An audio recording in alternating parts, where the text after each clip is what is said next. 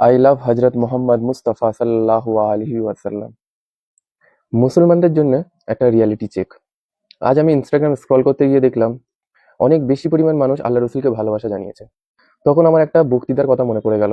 আমি একটা অজেতে একটা ইমামের কথা শুনেছিলাম, যেখানে ইমামটা বলেছিল যে মুসলমানদের যে জিনিসটা মানা করা হয় সেটা সব থেকে বেশি করে।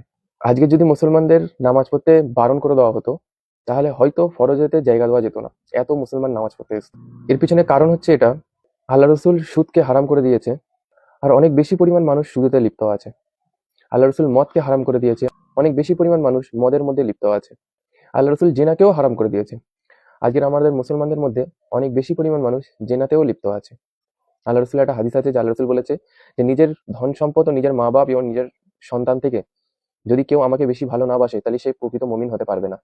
আল্লাহ রসুলকে ভালোবাসা হচ্ছে মুসলমানদের ইমানের অঙ্গ।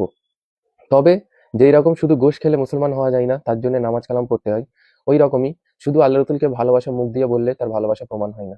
ভালোবাসা প্রমাণ করার জন্য তোমাকে খারাপ কাজ থেকে দূরে যেতে হবে, নামাজ পড়তে হবে। আজকের আমাদের গাইন্ডিজ বা আমাদের সমাজেতে মানুষ চারটে কথা বলে, তার মধ্যে তিনটে গালাগালি করে। এত পরিমাণ বেশি মানুষ নেশাতে লিপ্ত আছে, এত বেশি পরিমাণ মানুষ জিনাতে লিপ্ত আছে। আমি বলছি না যে তোমরা আল্লাহ রসুলকে ভালোবাসো না, অবশ্যই আল্লাহ রসুলকে ভালোবাসো। তবে আল্লাহ রসুলকে ভালোবাসার সাথে সাথে তার সাথে তার যে জিনিসগুলো হুকুম, সেই জিনিসগুলো পালন করা আমাদের জন্য অতি উত্তম। আল্লাহ আমাদের যেইভাবে আল্লাহ রসুলকে ভালোবাসার তৌফিক দান করেছেন, আল্লাহ যেন আমাদের ওই রকমই হালাল কারোবার ও হারাম থেকে দূরে থাকা তৌফিক দান করুক। আমিন। আসসালামু আলাইকুম।